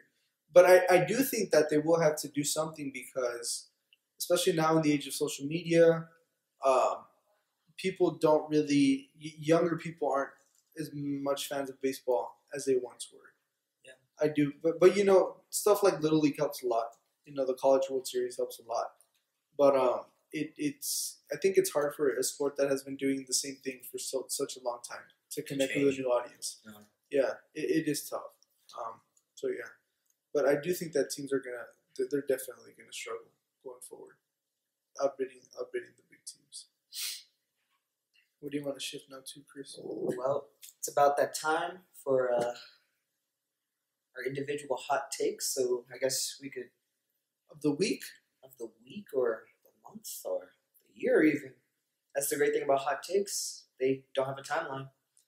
Much like okay, well, I have one that's going to really upset Chris. All right, so Mario's going to start off with the hot takes and break my heart while he does it. So I think that the Rockets are not real contenders in the NBA. No, I can agree with that. I think that they won't pose any threat to the Warriors whatsoever, especially since we saw them rebound Your breakdown of that in the last week. And my breakdown of that is that, you know, the wear that the regular season has had on James Harden, which, by the way, he's a player that's notoriously not good in playoffs. So imagine James Harden not good in playoffs and tired and worn out and his knees hurt because he scored 30 or more points in 27 straight games. 30 points against every team as of yesterday, which I have to say is it's impressive. Incredible. But, okay, staying on that today, they played the Grizzlies. Scores 57. They lost. How demoralizing is that for a player to put such energy, such effort into your craft, and basically be unstoppable on offense, but then still have so many problems where you can't win a game against the Memphis Grizzlies. That's what I'm saying, And in a 7-game series, I think that your guys' best shot was last year. And as soon as Chris Paul went down, that series was over, man. It was over. Oh, we all knew it. Because you guys had the element of surprise. I mean, you could see the Warriors were like, whoa, man, we're not ready for this. The moment Chris Paul shimmied in Steph's face, everyone in Houston at that moment knew we were about to beat them. We were about to take down the Goliath. That's exactly what I'm saying. And but this year, I told you from the beginning, man, getting rid of Trevor Ariza was one of the worst mistakes that Danny Ainge has done. Not fucking Danny Ainge. What's his fucking name? There goes Daryl Morey. My bad. It was one of the worst. Morey for president 2020. It's one of the worst mistakes that he's made. It's like, why would he do that? I mean, this guy would lock up Durant. He would lock up Durant, and when you guys got rid of him, a team that has struggled with defense pretty much from their existence of this new wave of players. Why would you get rid of such a defensive prowess on defense for Carmelo Anthony? I don't get it, and I don't get it, and I think that you guys got too cute, you guys got too smart, and you guys try to think that you were smarter than everyone else by all of a sudden, thinking that you could reinvigorate Carmelo's career. We all know who Carmelo is. He wasn't going to fit well in that system. He really was not. The only thing I could counter with that is at the beginning of the season, as you said, Trevor Ariza. Before, he was with the Wizards before. He was okay on the Wizards. When he came in with Mike D'Antoni, or no, was it Mike D'Antoni? No. Kevin McHale. It was Kevin McHale for 5 games, and then we fired him for some odd reason. Mm-hmm. And then got JB Bickerstaff. Trevor Ariza was decent. He was a corner 3 guy. He was a 3-and-D guy. That's fine. Once he came into Mike D'Antoni's offense, and Mike D'Antoni's mind, and Daryl Morey's mind mixed and gelled. They're all about live and die by the 3. Analytics. I think the Rockets are the number 1 analytically driven team in the NBA. Yeah, 100%. You saw Trevor Ariza's production shoot up. Skyrocketed. Easily. And in my mind, if we brought Carmelo, we all knew Carmelo's ego would always get away. But if he put his ego aside just for a little bit, he'd be able to, I wouldn't say thrive, but he'd contribute a good amount. That's what I'm saying, though. Why would you think that you could condition a player to do that who didn't do it in Denver, who never did it in New York, who didn't do it in Oklahoma? Why do you think? Why did they think that it would be any different in Houston when there's no previous track record of that? That's a good point. But I'm basing this all. I was basing that all on what if. We are creatures of habit, dude. And if this guy has had the same habits of not working as hard as he has to, on going based off only the talent that he has and not trying to be better than he already was, only getting his money, only caring about himself, why did anyone think that it would be different in Houston? That's where I think the fault lied. Is that's when I knew that the downfall of the Rockets had begun, is because they got way too smart, man. All you guys needed to do was add more pieces, not take away pieces and replace them with subpar ones. The moment I knew we were in trouble was, I think, the preseason game against the Grizzlies. Right before the game, they interviewed Carmelo. They asked him, how do you feel about this team? How do you feel about this year? And, of course, he gave you the cliche answers. I'm excited. Just got to work a little bit better. Got to get used to the system. And then he said something that I'll never forget. And from that moment, in the back of my mind, I said, oh, it's over.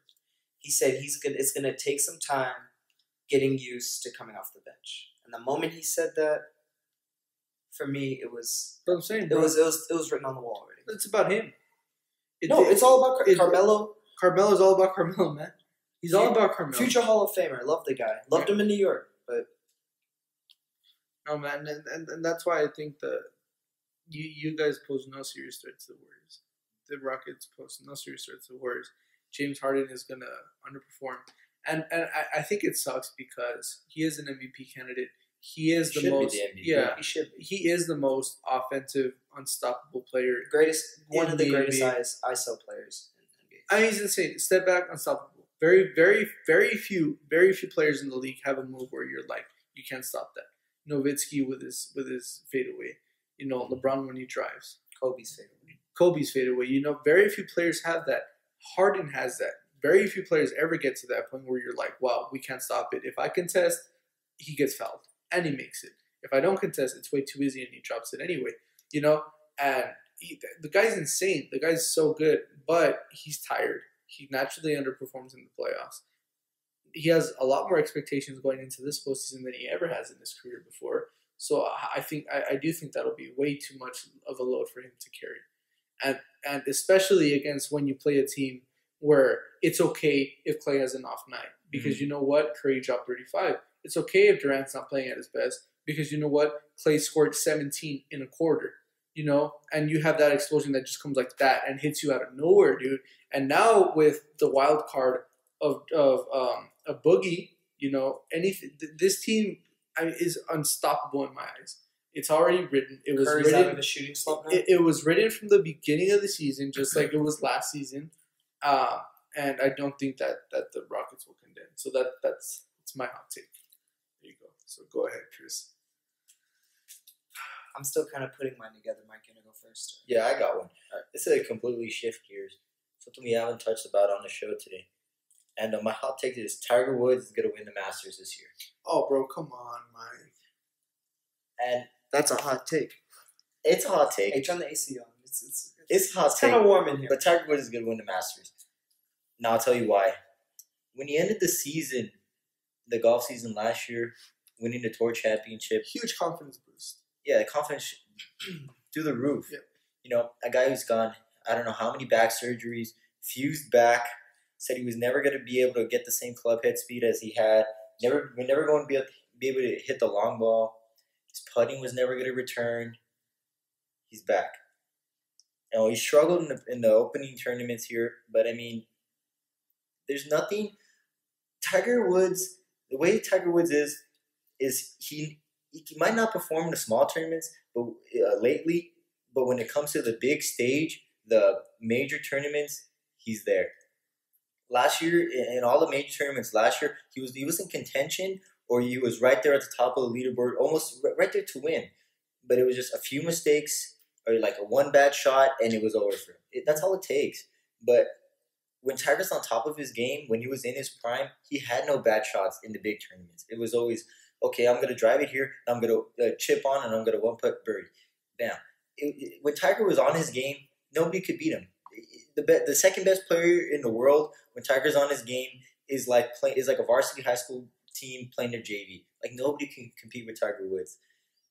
And the reason I think he's going to win the Masters is because of all of his losing. Tiger Woods, the way Tiger Woods' mentality is when it comes to winning is that of like a Michael Jordan. Got the Mamba mentality. The Mamba mentality of Kobe Bryant. He hates losing. Like, he fucking hates to lose. Yeah. And that's why he's going to win the Masters. He has something to prove. All the losing that he's done makes him stronger. You never learn from winning. You always learn from losing. Yeah. You can never, you win, okay, great, you won. But when you lose, that's when you can look back and reflect at the things you did wrong. Now you can improve yourself.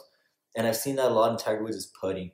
Because when he was playing one of the major tournaments, he switched putters. He used to play with this Scotty Cameron with a red dot. It's like his most infamous putter. Like, everybody's like, if you're like an average Joe, like a guy who plays golf pretty often, you go out looking for this Scotty Cameron putter with a red dot because that's the one Tiger Woods uses. And that's like, it's like so, I don't know what makes that putter, but that putter is the real deal. And it's like unlike any other. It's crazy. But Tiger Woods switched putters, and not like he flipped off a switch in his mind where he couldn't putt right. And then he went to when he won the Tour Championship, he had got back into the groove using that same putter a couple tournaments before, and then guess what? He putts amazing in the Tour Championship and wins it. It's just like small things like that where Tiger Woods just has to flip a switch and he's back on. And I think he's finally there. He's gonna win the Masters. Yeah, because golf is so such a mental sport. Yeah, and you have nobody to blame but yourself in golf. Exactly. Yeah. It's all on you. Yep. It's just no team. I mean, you have coaches and stuff, but it's up to you to ultimately swing your swing, shoot the shots, and putt. I mean, Tiger Woods has always been one of these guys who drives for show and then putts for dough. That's like his bread and butter, and he's gonna win it. I have a really good feeling. He might even win multiple majors this year. I'll be surprised. Okay. Go ahead, Chris. All right. So there's one name that we mentioned one time tonight, just kind of in the back of the conversation. Oh my god! If I okay, go. What name do you think it is, Mark? I think you're talking about Johnny Manziel, bro. No, okay. Oh, thank God. I do appreciate the guy. The revitalization of him and Memphis. Yeah, that would be amazing, but topic for another day, man. That's for next. That's for next show. By the next show, he would have probably played again. Yeah. However, I want to open up with y'all's question with a question for you two. Okay. Go ahead. When was the last time you were truly, truly terrified to play the Packers? Bro, what do you mean? Every year that Aaron Rodgers on that damn team? They're Cowboys. Well, as a Bears fan, I wasn't scared to play the Packers. There you go. Get out of here. All right. Oh, last year, no. Last year, as a Bears fan, I wasn't scared to play the Packers. That's what I'm saying, though. The Packers' success is contingent solely on Aaron Rodgers. Solely. If he's not there, I'm not worried. Well, that's who we're talking about. Okay. Interesting. So what if I were to pose the hypothetical, which might happen, but I strongly feel is going to happen? You're only going to see Aaron Rodgers in the playoffs one more time in his career, and he won't win a Super Bowl that one time. I don't agree with you because I think that he will not make the playoffs ever again in his career. As a Bears fan, I just think we're too good, and I don't think we're going to be losing the NFC North anytime soon. Let me list off some teams in the NFC for you. Dallas, Philadelphia, Chicago, Minnesota, New Orleans, Atlanta, Los Angeles, Seattle, San Francisco. 3 teams stand out there. 3 teams, right? 3 teams. It's the Cowboys, it's the Bears, and for me, it's the Rams. Yeah.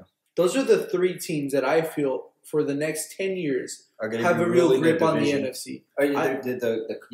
They have a real grip because New Orleans is losing either Sean Payton or Drew Brees, both of them pretty damn soon. San Francisco is unproven. But the Bears, I really like what they're building in Chicago. I mean, this year was such a standout year, and if it wasn't for the double doink, who knows how far they could have gotten. I cried. I really did. Now, let me add on to that. The last time Aaron Rodgers was fully healthy for a full regular season was 2016. He put up 4,428 yards. Dog.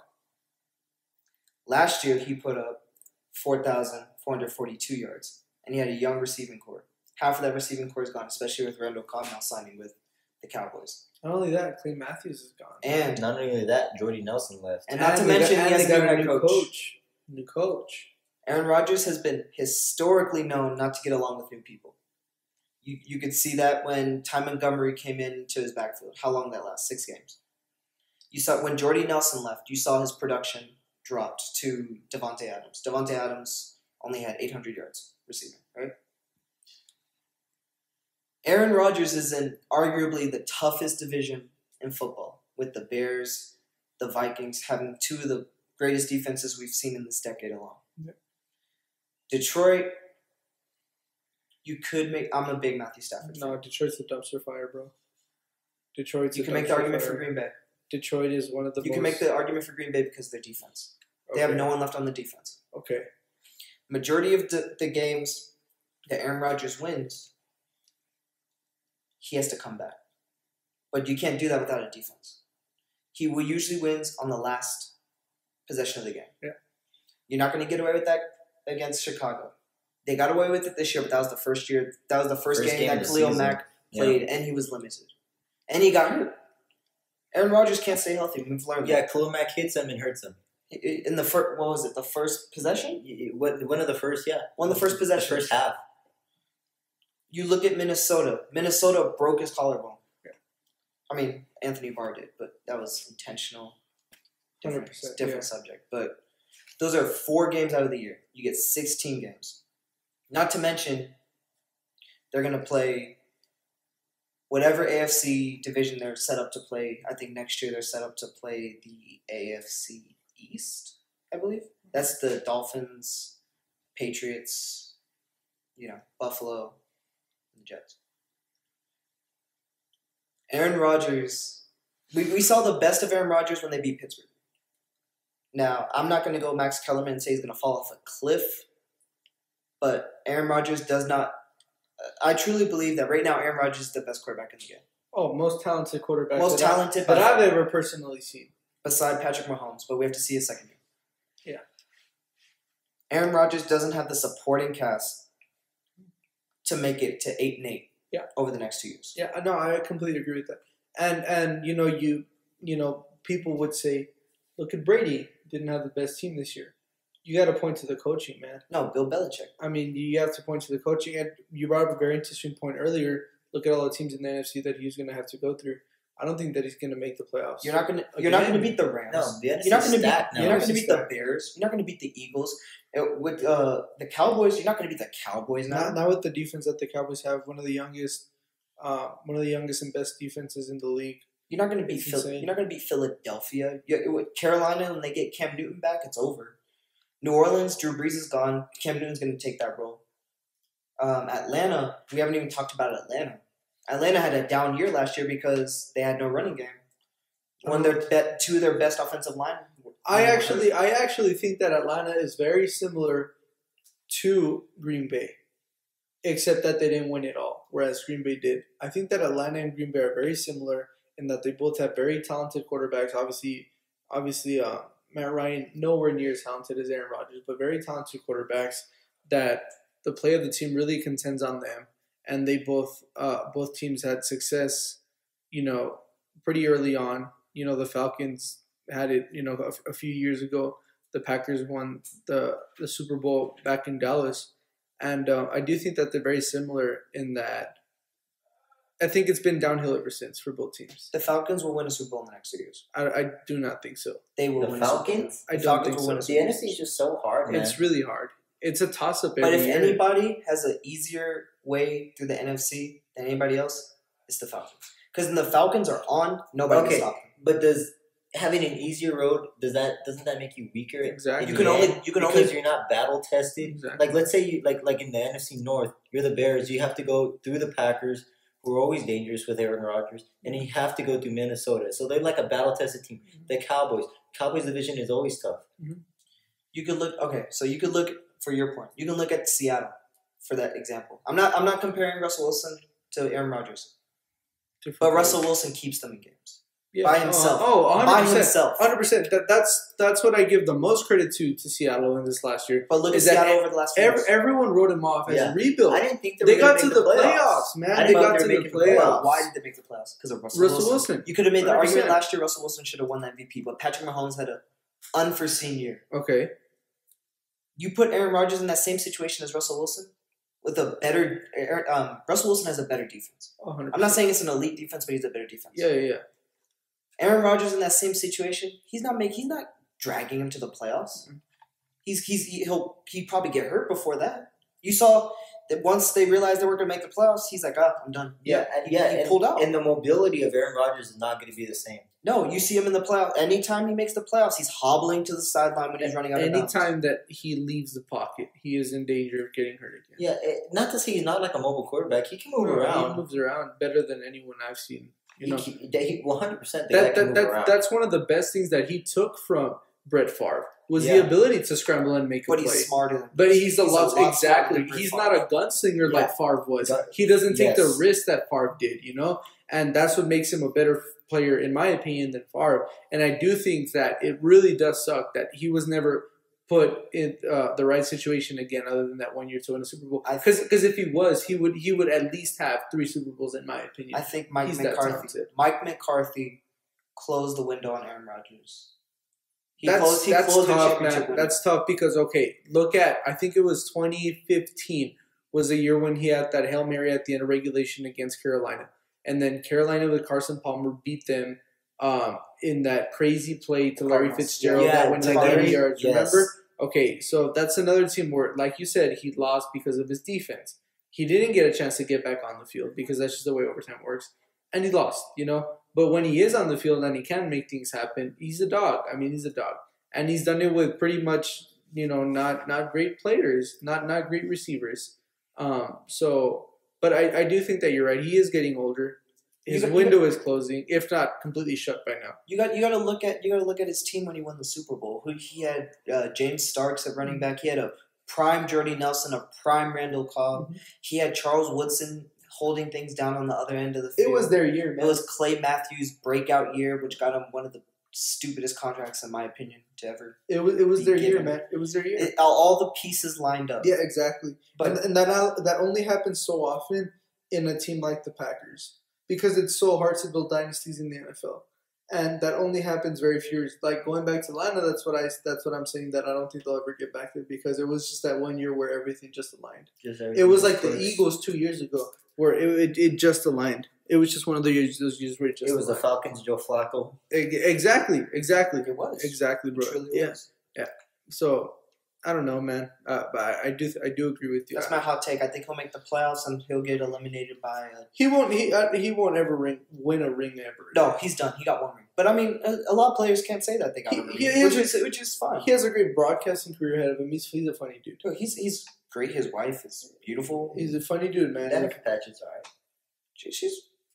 She's fine. He's alright. That's his girlfriend. We're not getting into that here. We're not gonna talk about Danica Patrick driving. But no, yeah, I think you're totally right. I hate to say it. I've always loved Aaron Rodgers. I remember his first game against the Jets. I hate the guy, but man, do I respect him. Oh, as a Bears fan, you can't. As a Bears fan, I hate Aaron Rodgers. Yeah, me too. Absolutely hate him. Fuck Aaron Rodgers. Fucking hate Aaron Rodgers. But is he a great player? I can't say no. Yeah.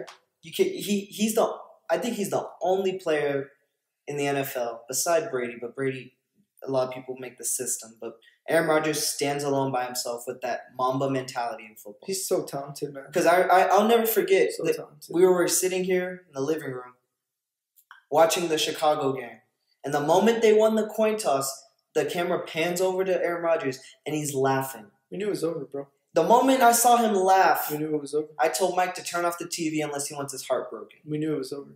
And he got his heart broken. I told him not to watch. And then go to class the next day. He went into a pretty lengthy depression. Pretty heavy week there. Yeah. I think anybody would. But that's my hot take. It's okay, we got a revenge game. Yeah, that's my hot take. Aaron Rodgers, the best of Aaron Rodgers we've seen.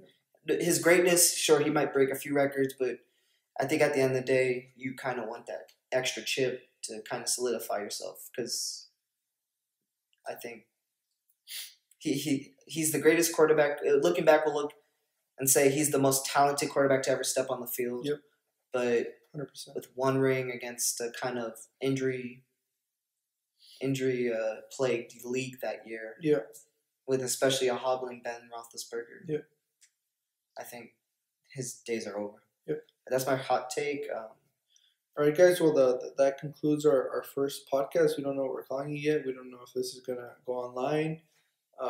It ran pretty long, but I had a good time here. And if it does go online, we hope that you guys did too. And hopefully, we'll be doing this a lot more often than just one time. So yeah, thank you guys for listening, and take care. All right, this is Mike. Boys signing off. Yeah, CB. There's guys.